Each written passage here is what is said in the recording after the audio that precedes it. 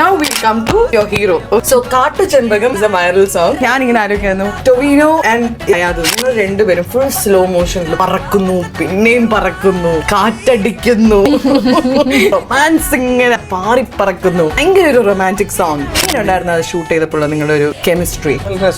ഡിജോന് ഇത്രയും റൊമാൻസ് അകത്തുണ്ടോ? ഇത് ഡയറക്ട് ചെയ്യാൻ മാത്രം? ഡിജോയുടെ